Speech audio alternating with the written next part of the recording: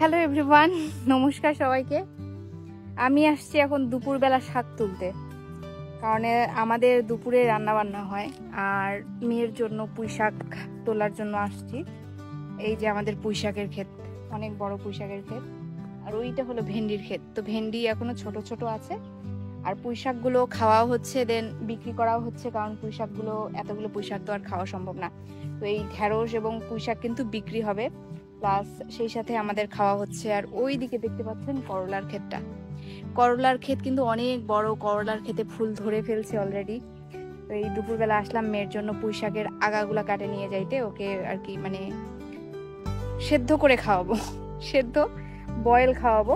আর যে কোনো পুষ্টিকর জিনিস বয়েল খাওয়াই ভালো, যার কারণে ভাবলাম আমাদের জন্য যেহেতু আলাদা সবজি, প্রাণাবী ঝাল একটু কম খেতে চায়, ও ঝালযুক্ত তরকারি খাইতে চায় না। তবে হ্যাঁ, যদি ও মাংস পায়, চিকেন মাটন এগুলা পায়, তাহলে সে যতই ঝাল হোক না কেন সে কিন্তু খাবে। বাট কোনো শাক সবজি, হ্যাঁ মাছের তরকারিও সে ঝাল হইলে খাবে না। যার কারণে ওর জন্য আলাদা আমাদেরকে ব্যবস্থা করতে হয়, ডাল অথবা সবজি রাখতে হয় আলাদা। তো আমি ভাবছি যে পুঁই শাকগুলো তো অনেক বড় বড় হয়ে গেছে আর একদম সবুজ হয়ে গেছে, দেখলেই খাইতে ইচ্ছে করতেছে।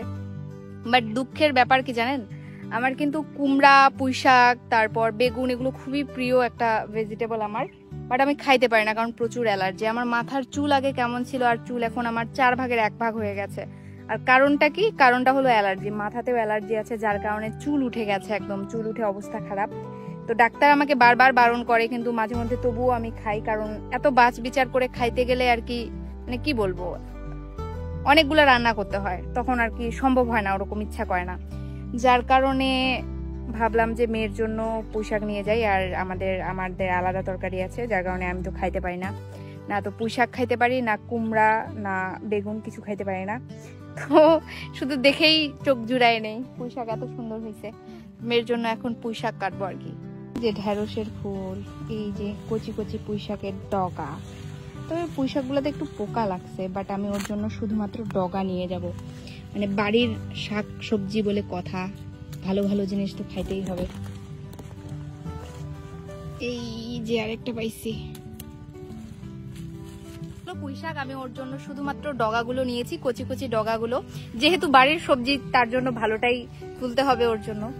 আর এখন আপনারা ভাবতে পারেন যে আমি এই গরমের মধ্যে গামছাটা এভাবে পরে আছি কেন। ভাই, যে রোদ, যে পরিমাণে রোদ, যার কারণে আমি গামছাটা মাথায় ঘুমটা দিয়ে আসছিলাম, আর এই জন্য এখন এই অবস্থায় আছে আর কি, গামছা পরে। আবার প্রাণাভীর বাবা চলে আসছে, বলতেছে যে ঢেঁড়সও নাকি হয়ে গেছে। তো এই যে দেখতে পাচ্ছেন ঢেঁড়স গুলা প্রাণাভীর জন্য আর কি, এই যে পুঁই শাক আর ঢেঁড়স, তো প্রাণাভীর খাওয়াটা কিন্তু ভালোই হবে। হ্যাঁ, আর ঢেঁড়স ক্ষেতের পাশেই একটা আম গাছ আছে, তো আমি বললাম একটা আম পেড়ে দিতে, যে গরম পড়েছে না। তো এই হলো আমার আম, ভেন্ডি আর এই যে পুঁই শাক। আমাদের গাছের আমটা অনেক বড় হয়ে গেছে, ভাবলাম যে একটা আম খাবো। তো শাকসবজি খাওয়ার নিমন্ত্রণ থাকলো, চলে আসবেন। হর হর মহাদেব।